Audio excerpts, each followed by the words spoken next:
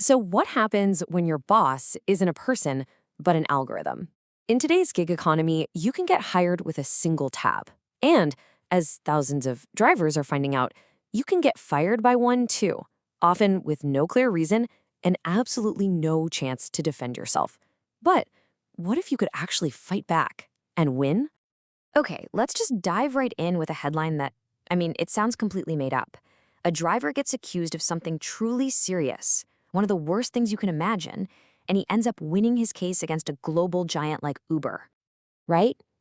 That's the question at the very heart of this whole thing. How does a case that seems so open and shut get completely flipped on its head? Well, the answer reveals a really critical weakness in how these gig platforms work, and it's something that every single person working in this economy needs to understand. So first up, let's meet Shahid Manzoor.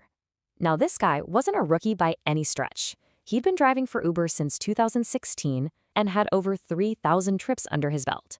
By all accounts, a seasoned pro. Then, on May 29th, 2025, this complaint lands, and it is incredibly serious. The passenger says she saw physical movements, heard heavy breathing, and even claimed he reached for tissues. But, and you've got to remember this detail, it's crucial, she admitted she never actually saw him touch his genitals. Uber's response was, well, instant. The very same day the complaint comes in, bam, his account is suspended. A week later, he gets this really vague notice, and by June 13th, he's permanently booted from the app. Just look at the speed here, and the total lack of real communication. It's all done through the app. No phone call, no meeting, just a few messages. And this is where things get really disconnected. On one side, you have Mr. Mansoor giving a very specific, if kind of mundane explanation. He says he was just adjusting his seatbelt because of his big tummy, touching his hair, normal stuff. He even points out he doesn't keep tissues where she said. But Uber, they don't even address the new incident in their notice. Instead, they just vaguely mention multiple instances and dig up two old, already closed complaints from years ago. This quote from Mr. Mansoor himself, it just perfectly captures that feeling of total powerlessness. Can you imagine being accused of something that could destroy your livelihood, but your accuser won't even tell you the specific details of what you supposedly did? It just shows this massive power imbalance. So, with all that stacked against him, how on earth did he win? This is where the Fair Work Commission steps in, and believe me, it changes the entire game. The whole case really came down to this one simple but incredibly powerful legal idea: evidentiary onus. All that means is it wasn't Mr. Mansoor's job to prove he was innocent, it was Uber's job to prove he was guilty. The burden of proof was 100% on them. And this table just lays out exactly how badly Uber failed to meet that standard. The commission looked at the May 29th accusation and said, nope, not proven. Why? Because Uber never brought the passenger in to testify. They just presented their own summary of her complaint, which, in legal terms, is just hearsay. And what about those old complaints from 2018? The commission basically threw them out, calling them stale and irrelevant because they were already investigated and closed years ago. Oh, but it gets even worse for Uber. The commission also found that they flat out broke the rules. They violated a mandatory code designed to ensure fairness for gig workers. How? By never telling Mr. Mansoor exactly what he was accused of in their notices. This meant he never got a fair shot to properly respond, which is, a pretty fundamental right. Now, you might be thinking, okay, that's one weird, one-off case. But it's not. Let's take a look at a second one. This is the case of Anwar Karim El-Huzn, another driver with a super long track record. We're talking over 20,000 trips. And you're going to see the pattern here is almost identical. A very serious complaint comes in, this time for non-consensual kissing. And what does Uber do? They suspend him, and yep, they bring up a whole laundry list of old reports from the past. The accusations are put to him in, you guessed it, the vaguest of terms. And here's the kicker. He asked to speak to an actual human being 3 different times and was ignored every single time.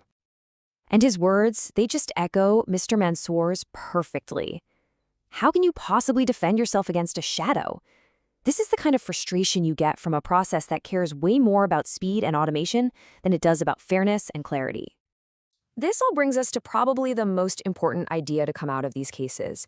It turns out it's not just about the accusations themselves, it's about the fundamental power of having a fair process. And again, the Commission's ruling just breaks it all down. The main allegation? Unproven. It relied on what the Commission called inexact proofs. The old complaints? Not nearly serious enough to justify firing him years later. And, just like before, Uber breached its own code and denied him basic fairness by being vague and refusing to even talk to him. So here it is, the single most important takeaway from this whole thing. Listen closely. The drivers didn't win because they proved they were innocent. They won because Uber completely failed to prove they were guilty and because Uber failed to follow a fair, transparent, and legally required process. It's all about the process. Okay, so what does all of this mean for you, whether you're a gig worker or really just anyone who's interested in where the world of work is heading? Let's break down the key takeaways. First off, the stakes are so incredibly high. This isn't just some small inconvenience. For Mr. Mansour, being unfairly kicked off the app meant nearly $20,000 in lost income. I mean, that's rent, bills, food. It's a devastating financial hit. Think of this slide as your toolkit. Remember, the burden of proof is on them, not you. You have a right to know exactly what you're being accused of and a right to respond to that specific thing. Vague reasons and old, stale complaints, they can be challenged. And these platforms, they have to follow their own rules. The absolute key, though, is to act fast. There are strict deadlines for challenging these things. And the best part? The outcome shows that fighting back can actually work. In both of these cases, the Commission didn't just wag a finger at Uber. They ordered the company to reactivate both drivers and pay them back for all the money they lost. That is a real, tangible victory. Which really leaves us with this final massive question. In an economy that's increasingly run by apps and algorithms, who is actually responsible for making sure a human being gets a fair hearing? These cases show that right now, the answer often comes down to fighting the system from the outside. But should it have to be that way? That's the conversation we all need to be having.